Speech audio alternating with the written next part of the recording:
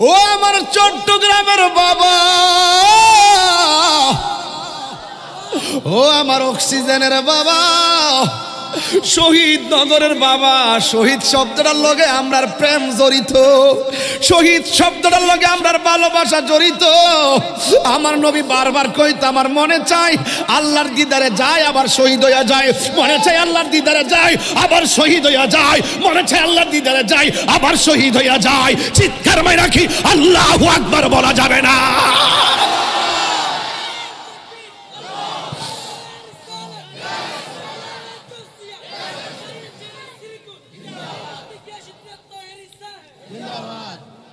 এই জন্য আমার যুবক ভাইয়েরা, নাই নাই নবীর নাতি কলিজার টুকরা ইমাম হাসান নাই। এই শুধুমাত্র তাই নয়, এবার হুসাইনের পালারে বাবা। ওরা 40,000 মতন চিঠি পাঠাইছে, আপনি আসেন, আপনি আসেন, আপনি আসলে আমরা বায়াতে রাসূল গ্রহণ করব। যদি আপনি না আসেন আর না মুরিদ না হইয়া মারা যাই, তাইলে আল্লাহর দরবারে আমরা আপনার বিরুদ্ধে নালিশ দিব। কেন আপনি আসলেন না? এমন ভাবে চিঠি পাঠায়, চিঠির ভাষা বড় চমৎকার। মুনাফিকদের মুখের ভাষা চমৎকারই হয়, মুনাফিকদের আমল বড় চমৎকারই হয়, মুনাফিকদের মুখের ভাষা বড় চমৎকারী হয়, মুনাফিকদের লেবাস বড় চমৎকারী হয়।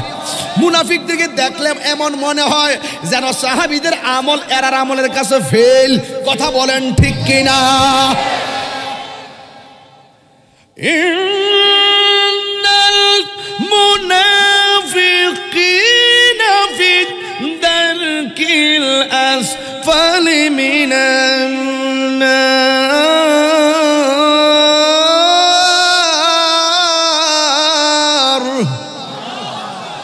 এই মুনাফিক এখন অক্সিজেনে আসে না নাই? তাহিরের মারবার লাগা ঘুরে আল্লামা শহীদ ফারুক রহমাতুল্লাহ আলাইহি দুনিয়া থেকে বিদায় কইরা দিছে। কথা বলেন ঠিক না বেটি?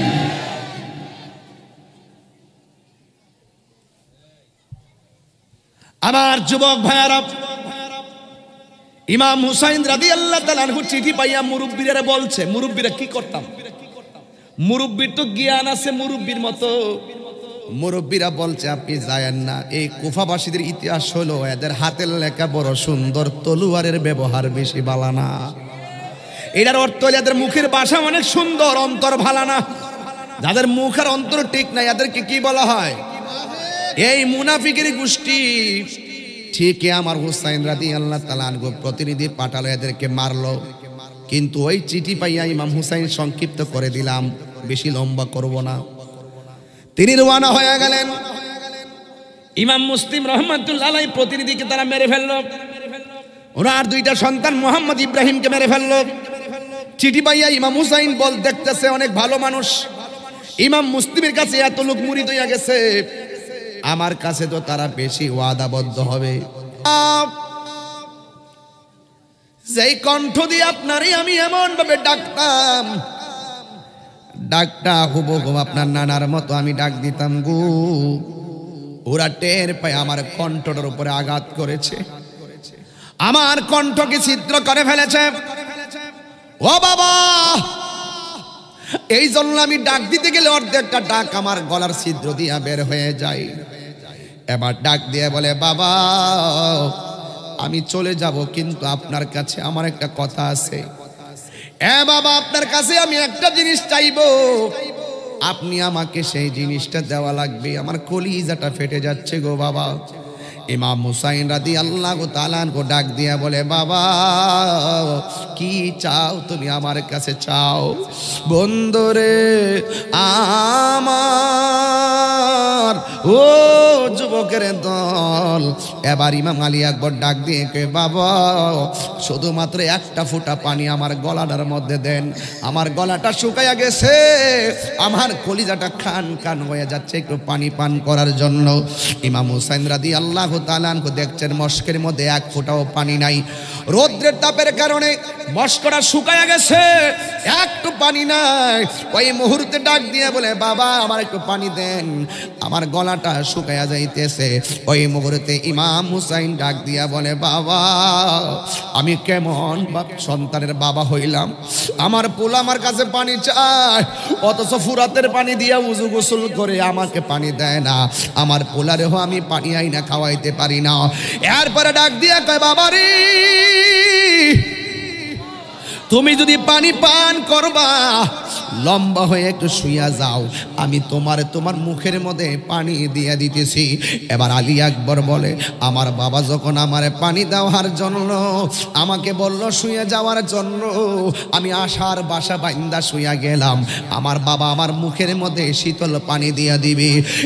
যুবকের দল, ইমাম আলী আকবর মাটির মধ্যে শুয়া, আর ইমাম হুসাইন তার মুখের ভিতরে কূপের পানি দেয় নাই, মস্কের পানি দেয় নাই, ফুরাতের পানি দেয় নাই। ইমাম আলী আকবর বলে, আমি যখন আমার বাবার কাছে পানি চাইছি গো, আমার বাবা আমার মুখের ভিতরে আমার বাবার শুকনা জিহ্বাটা ঢুকাইয়া দিছে। ঢুকাইয়া দিয়া কয়, বাবারি নে আমার জিহ্বা দিকে তুই পানি পান কইরালো, আমি কেমনে মানতাম, আমি কেমনে সহ্য করতাম, বুকটা ফাইটা যায়। নবীর আওলাদের নির্মম ভাবে কেমনে মরুভূমির বালির মধ্যে পানি বন্ধ কইরা দিলি। ইমাম হুসাইন কই, পুত্রী আমার জিহ্বা দিকে তুই পানি পান গো। এবার আলী আকবর কই, আব্বা ও বাবা আপনার কাছে পানি চাইছি, আপনি আমার বাবা দুনিয়াতে আসেন দেখা আপনার কাছে আমি পানি চাইছি, আমি দিতে দেখতেছি আপনার জিহ্বাটা আমার জিহ্বার চাইতে আরো বেশি শুকায় রয়েছে। ও বুঝছি আপনার আব্বা নাই দেখা আপনি বুঝি কারো কাছে পানি চাইতে পারতেছেন না, আমার জন্য আর পানি লাগবো না বাবা, আমার জন্য আল্লাহর শাহাদাতের নজরানা অপেক্ষা করতেছে। বন্ধুরে আমার ও যুবকের দোল, নাই নাই আলী আকবর নাই, নাই নাই কাসেম নাই, নাই নাই আলী আসগর নাই, একের পর এক শহীদ হইয়া যায়। ইন দি মিন টাইম ইমাম হুসাইন রাদিয়াল্লাহু তাআলা আনহু ওই ময়দানের মধ্যে একা একা চোখটা লেগে গেছে। হঠাৎ করে স্বপ্নে দেখে আমার রাহমাতুল লিল আলামিন একটা পেয়ালা লইয়া ইমাম হুসাইনের সামনে আইসা অপেক্ষা করতেছে। আর বুঝতে বাকি নাই আমার নবী হুসাইনের রক্ত নেওয়ার জন্য কারবালার জমিনে হাজির হইয়া গেছি। আর জোরে কোন আল্লাহু আকবার। এই আমার আশিকিন জাকিরিন মুহিবিন বাবা আজিরাইরি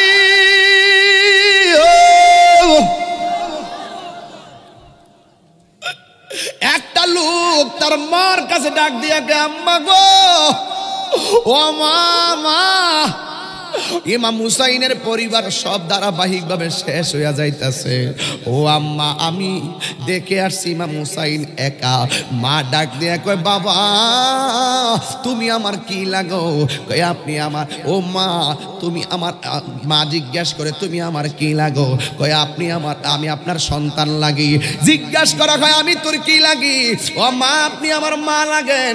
মা ডাক দিয়া কয়, নবীর আওলাদ শেষ হইয়া যাইতেছে, আর মাত্র ইমাম হুসাইন যুদ্ধের ময়দানে যাওয়ার জন্য রেডি হইতেছে। আমি তো সব আলোচনা করতে পারবো না, এই ধরনের মেন গাঁটগুলো আমি বইলা যাইতেছি। রে বাবা কষ্ট নিবেন না, একসাথে সব ওয়াজ করা সম্ভব না।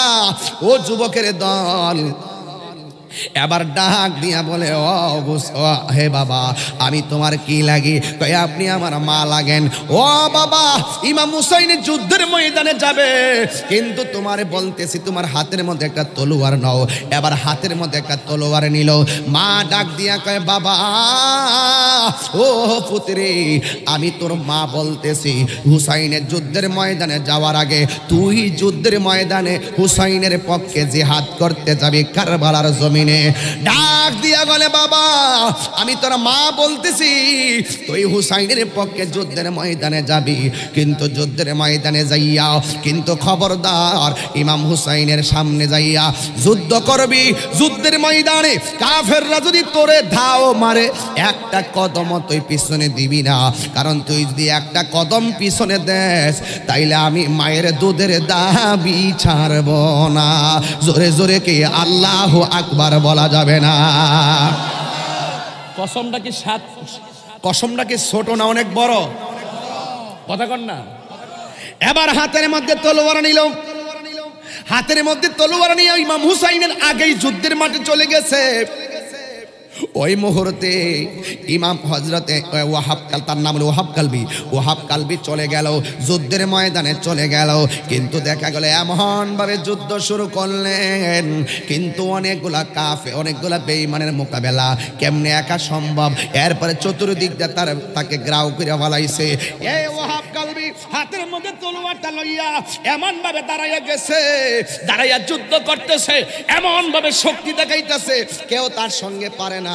ওই মুহূর্তে ওয়াহাব কালবির পিছন দিক দিয়া একটা বিয়াদব দাও মারছে, এবার পিছনে তাকাইছে, সামনে আরেকটা দাও মারছে, সামনে তাকাইছে, অনেকগুলা মানুষ এমন ভাবে একসঙ্গে দাও মারছে।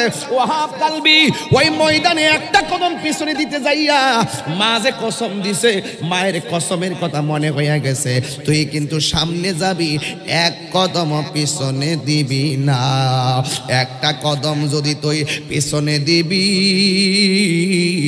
আমি মা তোর দুধের দাবি ছাড়ব না। মায়ের একদার দুধের দাম কাটিয়া গায়ের চাম, একদার দুধের দাম,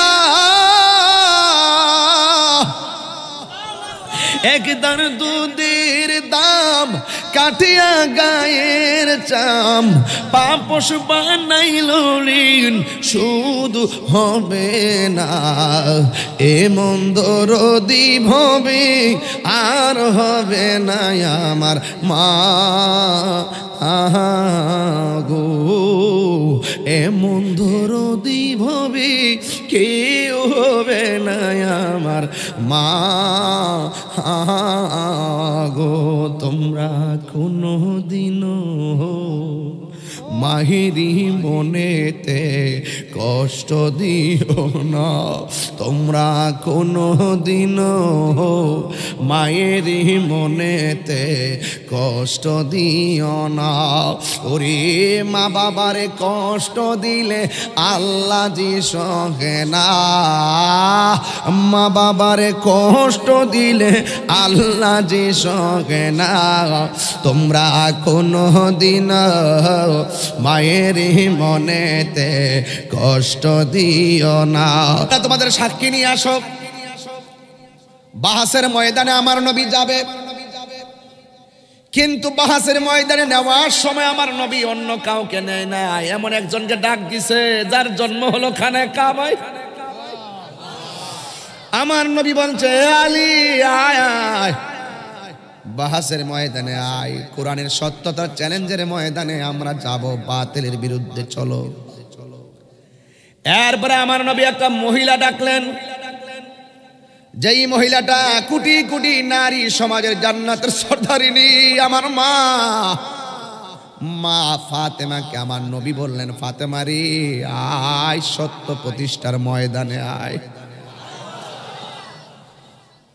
3 নম্বরে ডাক দিলেন, এ হাসান আয়, হুসাইন আয়।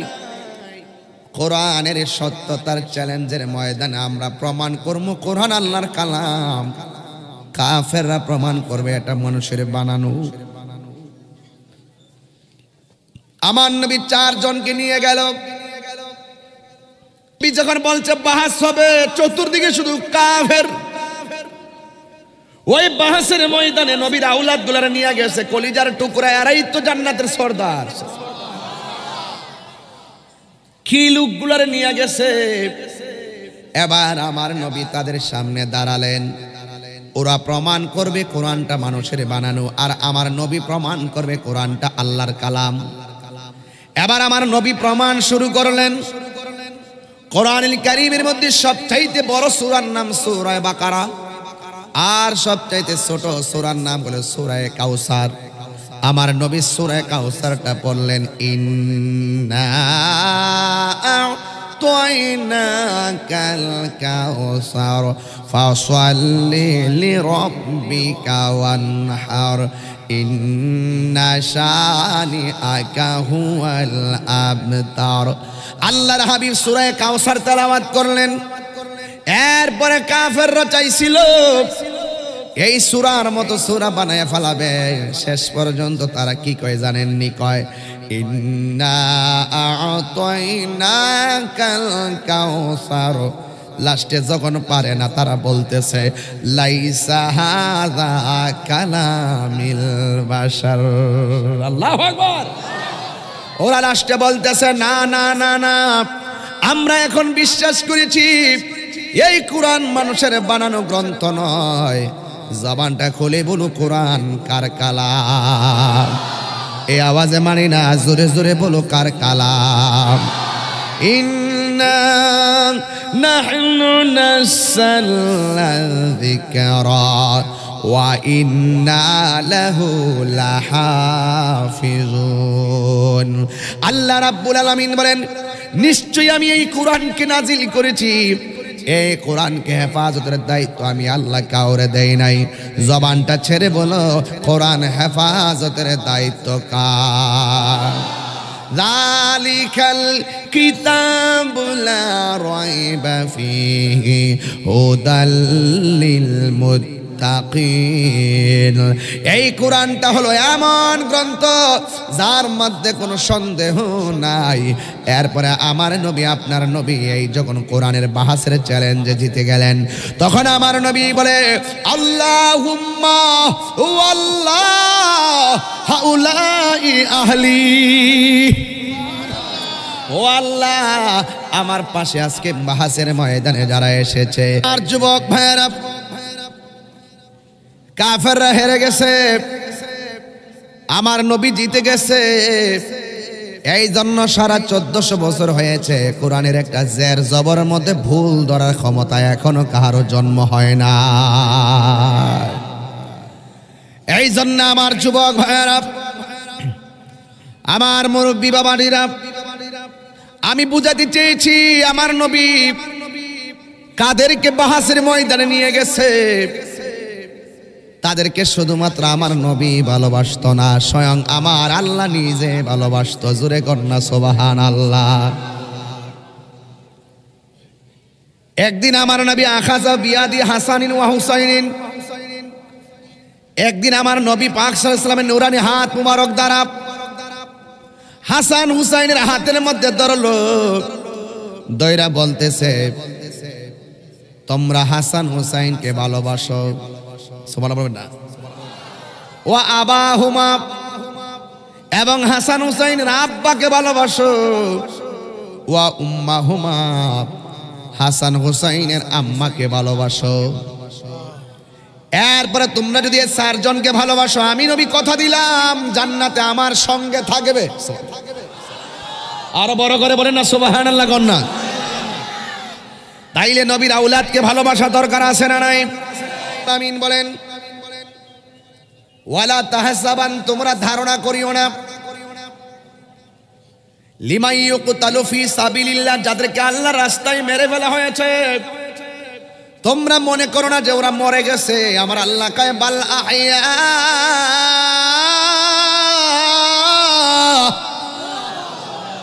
আল্লাহ বলে এরা মরে না, এরা হলো জিন্দা। শুধু জিন্দা না, ইনদা রাব্বিহিম ইউরজাকুন, এরা আল্লাহর পক্ষ থেকে জান্নাতি খাবার খাইতেছে। এখানে আল্লাহ বলছেন ওয়ালা তাহসাবান, তোমরা ধারণা করিও না। আর এক জায়গায় আমার আল্লাহ বলছেন, হুজুর জানবেন, ওয়ালা তাকুলু লিমান ইউকতালু ফি সাবিলিল্লাহি আমওয়াত বাল আহইয়াউ ওয়ালাকিন লা তাশউরুন। আল্লাহ রাব্বুল আলামিন এক জায়গায় বলছেন তোমরা ধারণা করিও না, আর এক জায়গায় বলছেন তোমরা মুখেও বলিও না। আমি আল্লাহর পথে যারা জীবন দেয় ওদেরকে মৃত বলে ধারণা করিও না, এরা হলো জিন্দা। এই মরাটা যে কিভাবে জিন্দা এটা বোঝার মতো মেমোরি আমি পৃথিবীর কোনো ব্রেনকে দেই নাই। নবী, আপনার নবী বলেন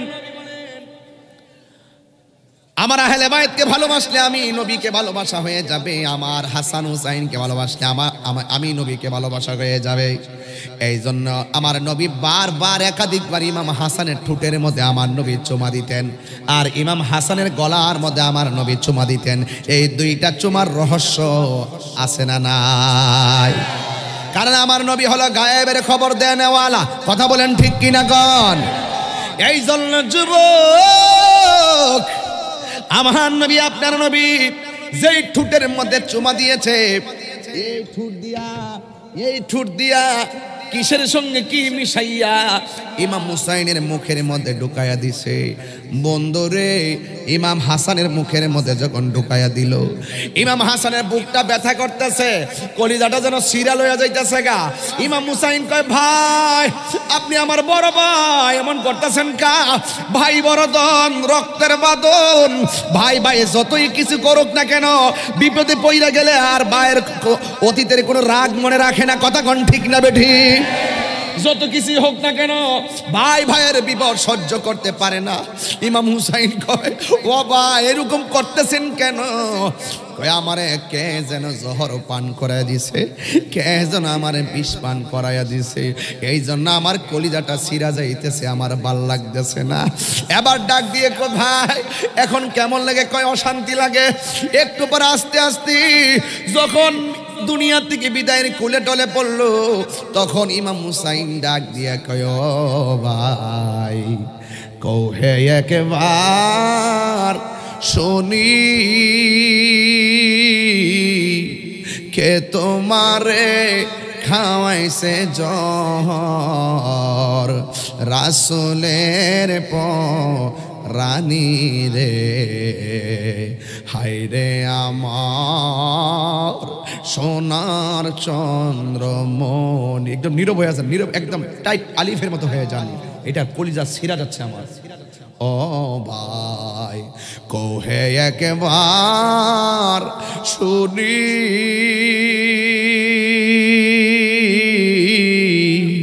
কে তোমারে খাওয়াইছে জহর, রাসূলের রানী রে, হায়রে আমার সোনার চন্দ্রমণি। ছোট ভাই কয় বড় ভাই রে, ও ভাই কেমনে যাওছো? ছোট ভাই, এমনি তো মা নাই বাবা নাই, নিজের নানা ও দুনিয়াতে নাই। ছোট ভাই কয় বড় ভাই রে, ও ভাই কেমনে যাওছ লিয়া?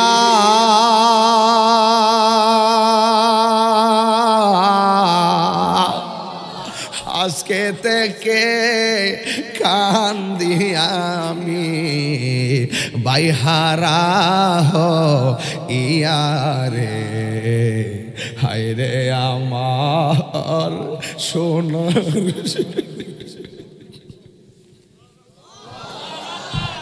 আল্লাহ বলে, ও জিবরাইল, ও জিবরাইল যাও না রে চলিয়া, 70,000 ফেরেশতা নামাও জানাজার লাগিয়া রে, হায়রে আমার সোনার চন্দ্রমণি। আকাশ কান্দে বাতাসে কান্দে, কান্দে দরিয়ার পানি,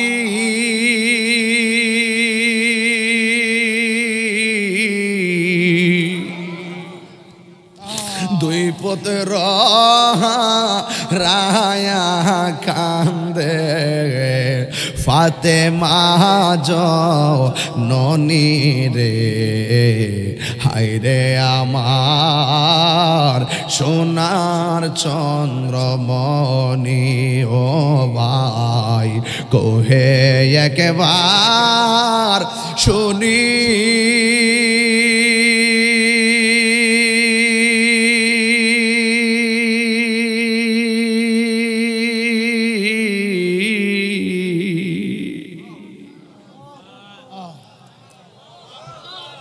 কে তুমরি খাওয়াইছে জহর রাসূলের রানী রে, হায়রে আমার সোনার চন্দ্রমণি।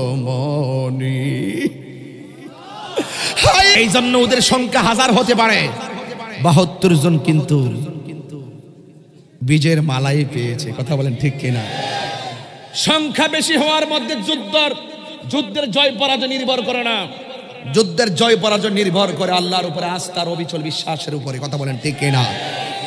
আমরা সে আদর্শ হৃদয়ে লালন করি, করি কি করি না বলেন? আরো বড় করে বলেন না, করি কি করি না?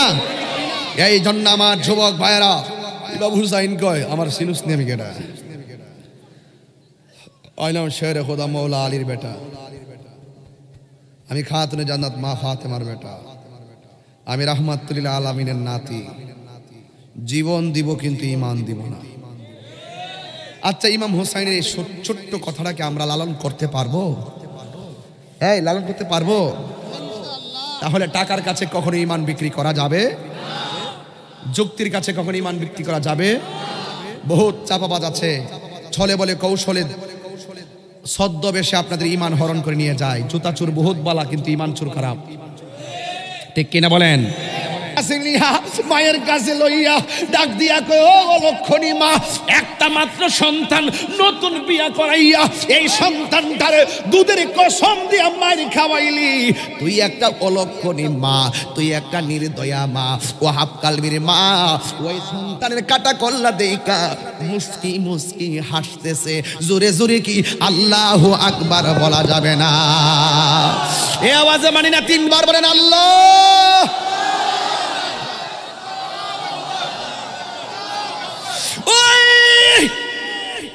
আল্লাহ! আরে আমি তাহিরির কল্লাটা যদি অক্সিজেনের মুড়ে রেখে দেই, আমার বডিটা যদি মায়ের কাছে পাঠায়, মার কলিজা ফেটে যাবে। আমার দেহ যদি রেখে দেই, কল্লাটা যদি মায়ের কাছে পাঠায়, মা দেখে কলিজা ভাগ ভাগ হয়ে যাবে। ওয়াহাব কালবির মা, ওয়াহাব কালবির কাটা কল্লা দেখা হাসতেছে। ওই বিয়াদবরা কই, তুমি তো একটা অলক্ষণী মা, সন্তানের কাটা কল্লা দেখেও তুমি, সন্তানের কাটা কল্লা দেখেও তুমি, সন্তানের কাটা কল্লা দেখেও তুমি হাসতেছো। আসলে তুমি তো একটা অলক্ষণী মা। এবার মা ডাক দিয়ে কয়, আমি কি হাসতাম না তো কানতাম নি? আমি কি হাসতাম না তো কানতাম নি? আমি কি হাসতাম না তো কানতাম নি? আরে একটু আগে তো আমি ছিলাম ওয়াহাব কালবির মা, এখন আমি শহীদের মা। আরো বড় করে ইয়া রাসূলুল্লাহ 3 বার বলতে হবে, ইয়া রাসূলুল্লাহ। আরে এইটা তো প্রেম, এটাই তো মোহাব্বত আহলে বায়াত, এটাই তো কারবালার আসল শিক্ষা। জীবন দিব কিন্তু ঈমান দিব না। ডাক দিয়া বলতেছেন, আমি ছিলাম একটু আগে ওয়াহাব কালবির মা, এখন আমি শহীদের মা। আল্লাহ আমারে হাসরের মাঠে আর ওয়াহাব কালবির মা বলে ডাক দিবে না, বলবে এই শহীদের মা। এই জন্য আমি হাসতেছি। এবার ডাক দেখে নাও, তোমার এই সন্তানের কাটা কল্লা তোমার কাছে রাখো, রাইখা তার কবর দাও, স্মৃতি শোধ করো, দেখা জ্বালা মিটাও। এবার মার কল্লাটা, সন্তানের কল্লা হাতে নিয়ে কো, ওরে বুকারা নে আমার পোলার কল্লা না। এইভাবে ঢিল মেরে কল্লাটা ফেলে দিছে। ওরা ডাক দিয়ে ওয়াহাব কালবির মা, তুমি তো বড় ডেঞ্জারাস মহিলা, ছেলের একমাত্র ছেলের কল্লাটারও স্মৃতি হিসেবে রাখলা না, ঢিল মেরে ফালাই দিলে। তার কারণটা কি? তুমি কেমন ধরনের মা? একটা নির্দয়া মা। ওয়াহাব কালবির মা ডাক দিয়ে কয়, আমি নির্দয়া মা না, আমি হলাম সেই, শুইনা যাও, আমি আমার সন্তানকে আল্লাহর রাস্তায় দান করে দিছি। দান করা জিনিস ফেরত নেওয়া জায়েজ নাই। আরো বড় করে বলেন না সুবহানাল্লাহ, বলেন না, আরো বড় করে বলেন আল্লাহু আকবার, বলেন ইয়া হুসাইন। আল্লাহর পথে জীবন দিলে দাম কি বাড়ে না কমে? আর যেটা বাড়ে না কমে। ওহাবকালীন মা বোন আমি দেখি আমার ছেলে ঠুট লড়ে, আমার ছেলে ঠুট লড়ে, সুবহানাল্লাহ। এরপরে শুধু তাই নয়, ইমামে হুসাইন রাদিয়াল্লাহু তাআলা আনহু ডাক দিয়ে কয়, জয়নব এদিকে আয়, আমি চলে যাচ্ছি, আমার জয়নালরে দেখে রাখিস, আমার সখিনারে দেখে রাখিস, আর যদি নবীর রওজায় যাস তাহলে আমার সালামটা নানার কদমে পৌঁছাইয়া দিস। আর বড় করে বলেন না সুবহানাল্লাহ, বলেন না। এরপরে ইমাম হুসাইন রাদিয়াল্লাহু তাআলা হাতের মধ্যে তলোয়ার নিলেন, দুলদুল ঘোড়াকে সাথে করে নিয়ে তিনি কারবালায় চলে গেলেন। বিয়াদ্দবরা এমন ভাবে বের দিয়েছে, গলায় পানি নাই, পেটে খাবার নাই, চতুর্দিক দিয়ে আপন জনের রক্তের চিহ্ন, আর চতুর্দিকে সৈন্যরা বেষ্টনী দিয়ে রাখলো, হুসাইনকে শেষ করে দিবে। কত বড় নির্দয়া, নবীর আওলাদকে মারার জন্য কি প্রতিযোগিতা করে, কি জবাব দিবে ইয়াজিদের গোষ্ঠী, এই ইয়াজিদের গোষ্ঠী। আজকে ইয়াজিদের জন্য মায়া কান্না করো, ইয়াজিদের জন্য মায়া কান্না করো। ইমাম হুসাইন তোমরা ছাড়বে না, মনে রাখো। ইমাম হুসাইন রাদিয়াল্লাহু তাআলা আনহুকে ঘোড়া থেকে মাটিতে ফেলে দিলেন, ঘোড়ার পায়ের মধ্যে তীরের আঘাতে ছিন্ন ভিন্ন হয়ে গেছে, ঘোড়াটা ল্যাংরাইতে ল্যাংরাইতে বাড়িতে গেছে। সখিনা ডাক দিয়ে কই, ফুফু আম্মা, আব্বার ঘোড়া তো কোনোদিন আব্বাকে ছাড়া আসে নাই, আজকে আব্বার ঘোড়া আসলো, আব্বা কই? দেখবেন ভাইটার যদি কোনো বিপদ হয়, বোনটা পাগলের মতো হয়ে যায়। ভাইটা যদি বোন জামের বাড়ির যা, বোনের কিছু খরচের টাকা থাকলো ভাইয়ের হাতে তুইলা দেয়। এই বোনের খবর কিন্তু ছেলে যখন, ভাই যখন প্রতিষ্ঠিত হয়ে যায় তখন বোনের খবর নেয় না। ঠিকই বোনটা কিন্তু প্রতিষ্ঠিত হওয়ার আগে বোনের কাছে টাকা থাকলে জমানো টাকাগুলো ভাইয়ের দিয়া দেয়, এইটা দে, এইটা করিস, সেটা দাও, ওইটা করিস। কিন্তু ভাই যখন প্রতিষ্ঠিত হয় তখন বোনের খবর আর নেয় না। সাবধান সাবধান। জৈনব একটা দৌড় মারছে কারবালায়, আর ওই দিক দিয়ে ইমাম হুসাইনের বুকের মধ্যে এক বিয়াদব চাপ মেরা বসছে। ইমাম হুসাইন রাদিয়াল্লাহু তাআলা বলেন, তোরা আমার বুকের মধ্যে এইভাবে বস না, এই বুকটা 1000 বার আমার নানার সিনা মোবারকের সঙ্গে লাগছে। এবার ওরা কয়, পানি খাইবা? পানি কয় না, পানি খাবো না, আমাকে একটু সময় দাও, আমি 2 রাকাত নামাজ পড়ব। কয় রাকাত? আমি নামাজ পড়ব। গায়ের মধ্যে অসংখ্য তীরের আঘাত, বল্লমের আঘাত নিয়ে ইমাম হুসাইন তিনি নামাজ পড়েছেন, তিনি নামাজ পড়েছেন। কিন্তু খবরদার যুবক ভাইয়ের আমার, নামাজ পড়েছেন কিন্তু দেখেন তীরের আঘাত নিয়ে নামাজ পড়েছেন। কেন নামাজ পড়েছেন তার কারণ আছে। ইমাম হুসাইন রাদিয়াল্লাহু তাআলা যতক্ষণ পর্যন্ত কারবালার জমিনে ছিল, তিনি তাদের সঙ্গে জামাতে নামাজ পড়ে নাই, তিনি আলাদা জামাত পড়ছে। ইন্তিকালের পূর্ব তিনি 2 রাকাত নামাজ পড়ে বুঝাই গেছে, এদের নামাজ আর আমার নামাজ এক নামাজ না। জোরে কোন সুবহানাল্লাহ। এদের নাম আমরা সবার পিছিয়ে একতাদা করি না, কর্তৃক আইছে, এটা হিয়ান থেকে আইছে, এই জিদ্দাদের পিছনে আমরা একতাদা করি না। এদের পিছনে নামাজ পড়লে হবে না। কথা বলেন ঠিক না বেঠিক? যারা দুশমনী রাসূল তাদের পিছনে নামাজ পড়লে হয় না। ইমাম হুসাইনের দুশমনী মানি হলো নবীর দুশমনী, নবীর দুশমনী মানি হলো আল্লাহর দুশমনী। কথা বলেন ঠিক কি না বলেন? এরা বুঝতে চেষ্টা করে না, এরা বুঝতে চেষ্টা করে না। ইমাম হুসাইন রাদিয়াল্লাহু তাআলা আনহুকে মাটির মধ্যে ফেলে দিয়ে জিজ্ঞেস করা হচ্ছে, হুসাইন তুমি এতদিন নামাজ পড়তা, খুব দেরি করে নামাজ পড়তা, আজকের নামাজটা এত তাড়াতাড়ি পড়তেছো, কারণটা কি? ইমাম হুসাইন বলে, আজকের নামাজ যদি আমি দেরি করে পড়ি তাহলে তোরা বলবি নবীর নাতি ইমাম হুসাইন মরণের ভয়ে নামাজটা লম্বা করছে। ইমাম হুসাইন কি মরণের ভয় পায়? এবার গলার মধ্যে ছুরি চালাইছে, মাথাটারে বালুর নিচে নিয়ে ঢুকাই দিছে। ঢুকাই দেওয়ার পরে ইমাম হুসাইন রাদিয়াল্লাহু তাআলা বলেন, আমার চেহারাটারে বালুর নিচে ঢুকাই রাখো না, আমার চেহারাটাকে আমার নানার রওজার দিকে ফিরিয়ে দাও। এই নানা জানের রওজা মুবারক দিকে ফিরাইয়া গলার মধ্যে ছুরি চালায়। আহা, ওই মুহূর্তে ইমাম হুসাইন রাদিয়াল্লাহু তাআলা আনহু আহা কান্দে জৈনব, কান্দে কুলসুম, কান্দে রে সখিনা, কান্দে জৈনব, কান্দে কুলসুম, কান্দে রে সখিনা। কেমন করে চালাইলি ছুরি, কেমন করে চালাইলি ছুরি রে সীমার, বুকুটা কি কাঁপলো না? কান্দে জৈনব, কান্দে কুলসুম, কান্দে রে সকিনা, কান্দে জৈনব কান্দে কুলসুম কান্দে রে সকিনা কেমন করে পানি বন্ধ করলি কেমন করে পানি বন্ধ করলি বিবেক কি ভাদল না কান্দে জৈনব কান্দে কুলসুম কান্দে রে সকিনা কান্দে জৈনব কান্দে কুলসুম কান্দে রে সকিনা একটা জবান বন্ধ রাখবেন না মোহাম্মদে আওয়াজ করে বলেন ইয়া হুসাইন গলার মধ্যে ছুরি চালাইব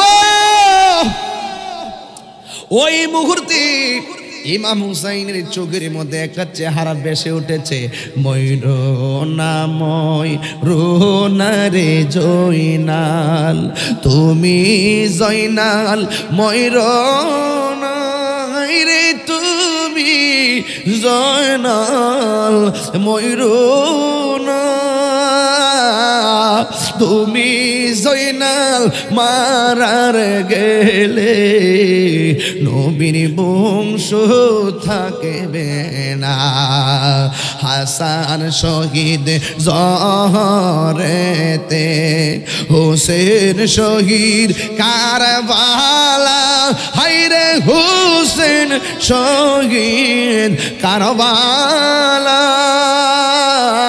জয়নাল আবেদিন বন্দির হইল এজিদের জেলখানা আল্লাহু আকবার বলবেন না হায়রে যাও রে দুলদুল কয়ো রে হো যাও রে দুলদুল কয়ো রে খবর আমার মাইজে নে মোর কান্দে না হায়রে মাইজে নে মোর কান্দে না তোমার হুসেন যাই গরলে কারবালাতে পানি নাই জোরে জোরে কে আল্লাহু আকবার বলা যাবে না উম্মে সালমা বলেন আমি স্বপ্নে দেখলাম রসুল আমার ঘরের মধ্যে আসছে আসার পরে আমাকে বলছে হে উম্মে সালমা তুমি দেখো তো বোতলের মধ্যে যে মাটি দিয়ে গেছিলাম মাটির অবস্থা কি উম্মে সালমা বলি ইয়া রাসূলুল্লাহ আমি মাটির খবর একটু পরে নিচ্ছি আপনার দাড়ি মুবারকে কেন বালু দেখা যায় আপনার মাথার চুল মুবারকে কেন ভালো দেখা যায় আপনার বডি মুবারকে কেন ভালো দেখা যায় আগে সেই কথা বলেন আমার নবী বলেন উম্মে সালমা দেখো আগে মাটির কি অবস্থা ইয়া রাসূলুল্লাহ আপনার বডি মুবারকে কেন বালি দেখা যায় আমার রাসূল ডাক দিয়া কয় এই উম্মে সালমা আমার দাড়ি মুবারকে কেন ভালো দেখা যায় শুনে যাও আমার নাতি ইমাম হুসাইনকে যখন কারবালার ময়দানে বালুর মধ্যে ফেলে দিয়ে গলার মধ্যে ছুরি চালিয়ে দিয়েছিল তখন আমার নাতি ওই ছুরির নিচে পড়ে যখন নানা গো করে ডাকতে মেরেছে আমি আর মদিনায় থাকতে পারি নাই আমার নাতিকে আমি যে বুকে জড়াইয়া কারবালায় গড়াগড়ি খেয়েছি আমার শরীরে কারবালার ধুলাবালি লাইগা রইছে আল্লাহু আকবার আল্লাহু আকবার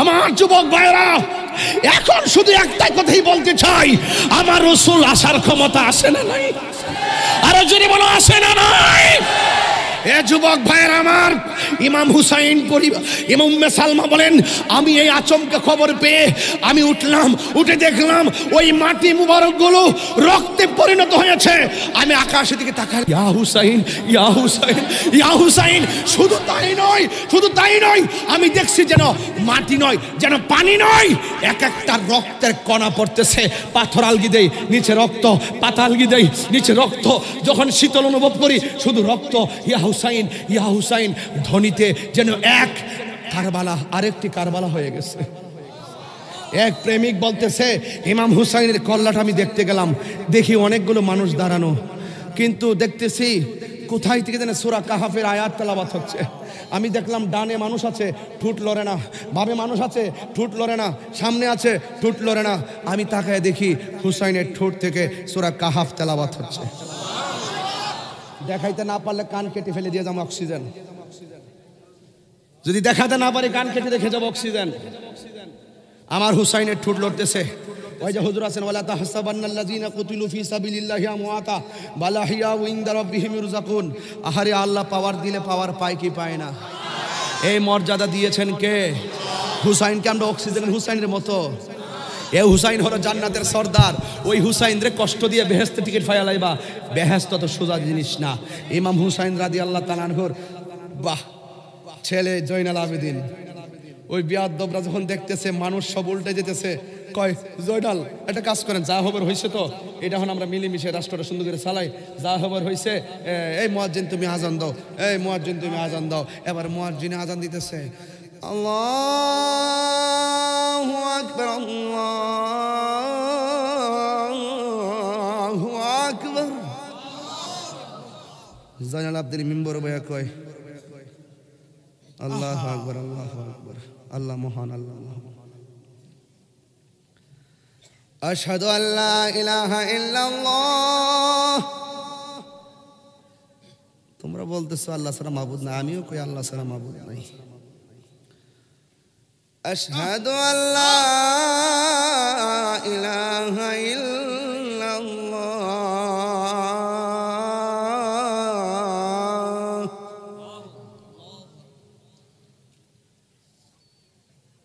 আমিও সাক্ষ্য দিচ্ছি আল্লাহ ছাড়া মাবুদ নাই, হেরাও আল্লাহ ছাড়া মাবুদ নাই। এরপরে মুয়াজ্জিন, আশহাদু আন্না মুহাম্মাদুর রাসূলুল্লাহ। চুপ চুপ, বন্ধ কর বন্ধ কর। জয়নাল আবেদিন কেমন বাপের পোলা, মুয়াজ্জিনকে বন্ধ কর। আল্লাহু আকবার আল্লাহু আকবার, আমিও মানি আল্লাহ ছাড়া মাবুদ নাই, সেটাও আমি মানি। নবী যদি আল্লাহর দুস্ত হয়ে থাকে, নবী যদি তোমরা সাক্ষ্য দিচ্ছ আমার নবী হলো আল্লাহ রাসূল, নবী যদি আল্লাহ রাসূল হয়ে থাকে, ওই রাসূলের নাতি ইমাম হুসাইনের গলায় কেন ছুরি চালাইছস? আগে জবাব দে, তারপরে আজান দিবি, নামাজ পড়াবি। হাত তুলে বলুন ঠিক কি না বলো? জবাব দে, জবাব দে। মুখে বলবি নবীর নাম, আর নবীর আওলাদের গলায় ছুরি চালাবি, তোদের নামাজ পড়ার অধিকার নাই। এই আওয়াজে আমি সন্তুষ্ট না। নবীর আওলাদের বিরুদ্ধে কথা বলবি, ইকামত দেওয়ার অধিকার নাই। নবীর আওলাদের গলায় ছুরি চালাবি, নামাজ পড়ার অধিকার নাই। নবীর আওলাদের বিরুদ্ধে লেখনি লেখায় লিখবি, তোদের আজান দেওয়ার অধিকার নাই। আরো জোরে বলেন ঠিক কি না বলো? আমার জীবন ধন্য হইত নবীরে পেলে, এই আনবী সালাম